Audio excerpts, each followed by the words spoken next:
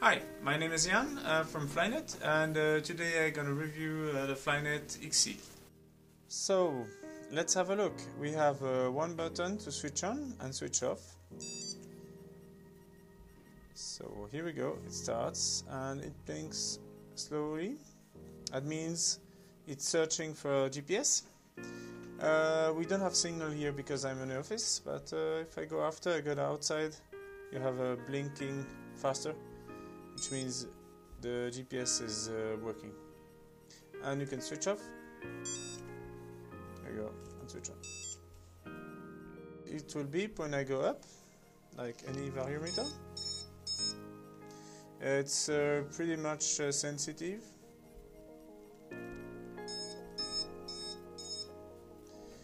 And I can also set to have no sound. That's silent, and beeps again. So as you can see, it's very sensitive variometer. Okay, let's connect it to a computer. So you can connect to PC, Mac or Linux. And once connected, the lights stay on, which means it's charging. When it's finished with charging, it blinks again. Normally, by default, there's no beep when you connect it, but we can set this. So let's see what's inside.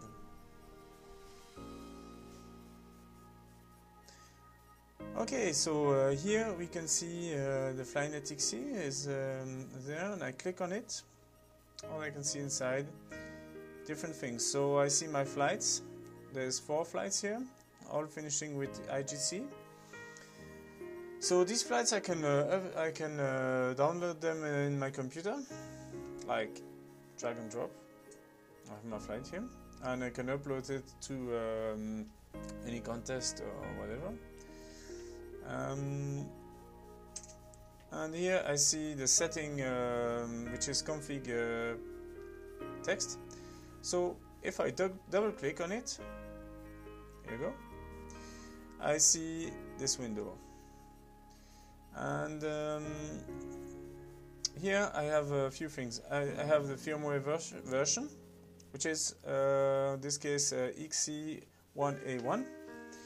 I have a pilot name, the vario name. I can change this name. I have the glider type, the volume sound. So this I can switch on 0, which will be off, sound off. 1, low volume. 2, that's what I use usually, because I have the FlyNet on my shoulder, so I don't need it to be too strong. Or 3, which is the maximum volume. So I let it on 2, which is very good. Then I have a function which is sound enable when connected. So when I connect the device to a mobile device via Bluetooth, if I have the setting on 1, it will beep.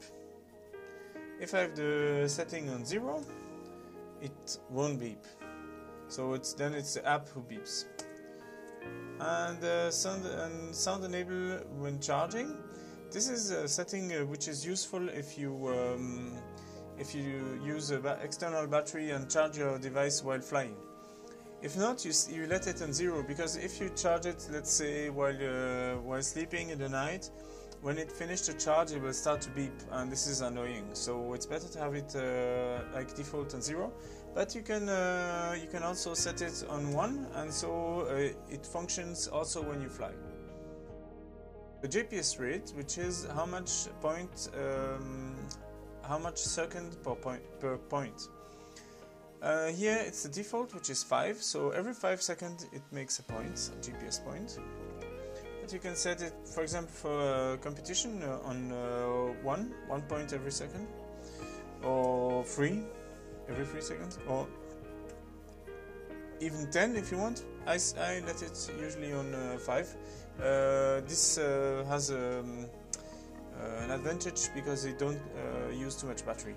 If you have setting on 1, You have to know your battery will last not so long, and it will be enough like for a competition task, but for a long XC day you better set it on 5 or maybe even 6. Then you have the takeoff speed. The takeoff speed is set by default on 8 km in the hour. But you can set it, for example, if you want it to record IGC track as soon as you switch it on. You set on 0. It's like if you do hike and fly and you want to have your whole track, then you just set on 0. When you will switch it on, it will just start to record. I let it on default, 8 km an hour. Then we have two functions which are the possibility to send data via Bluetooth, and one is the GPS info. So send the GPS info, yes, I want it, so it sends the data.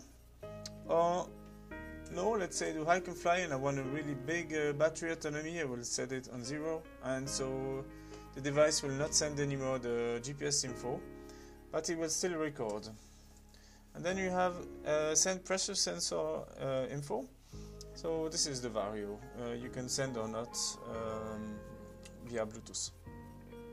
Once you're finished, you save it. Usually when you close the window, it will ask you if you want to save. You save it, and that's it. Then there's one important thing. You always have to eject, even on Windows. So on Windows you have to do a right click.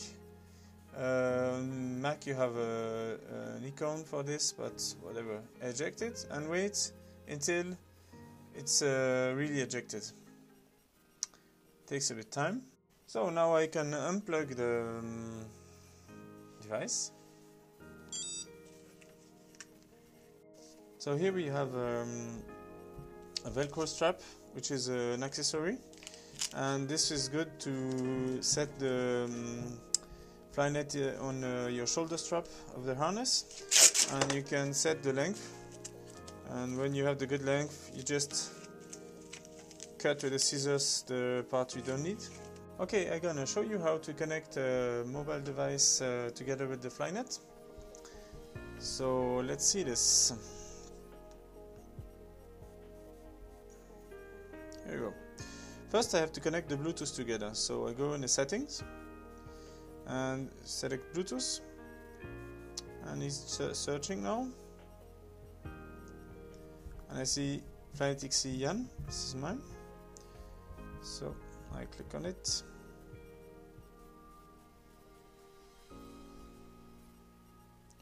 and it's connected. Here we go. Now I'll show you on the FlyNet app, so let's start it. Here we go. So we have the GPS reception from the phone. FlyNet track, this is a live track from FlyNet. So it needs a good cell connection. Now it's searching. And then I want to connect the variometer. So I click on it, and I see it appears here. And it pairs together with the app. See, it's yellow, and now it's green. So now it's connected. So now we see the battery, and if I go on data here, I see the variometer reacting, yeah?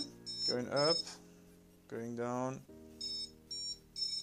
Here we go. Now let's see how it works on Android. Okay, so first I have to set the Bluetooth. So I go in the settings, Bluetooth, and I see here the device. So I connect it. And now it's connected. And I'm gonna show you this on XC because it's interesting. It has the capacity of using the GPS track from the FlyNet, not only the barometric. So let's start XC. Here we go. So now no connection. I go in settings, and here we go. I choose the A, edit, and I see here FlyNet XC, Jan, this is mine. Here you go, select, and it selects automatically the FlyNet Vario, but if it don't, you just select it here in the list, and that's it. So I did it, and now it's gonna start to do the connection. Okay, so now you can see it blinks differently, faster, and you can see we have GPS and Vario. So I close this, and if you watch here the variometer, when I climb, it climbs, when I go down, it goes down. So the interesting part with this system is you can use the external GPS and have a lot more precise GPS location. As some people experienced trouble with the tracks cutting on the mobile device when you fly higher than 4,000 meters. So this is a problem you will not experience with FlyNet GPS. Okay guys, thanks for watching. Have a look on our webpage, and also like our Facebook page. I wish you a lot of nice flights with the FlyNet XC or the FlyNet 3, and we'll come back with other reviews later. Thanks for watching.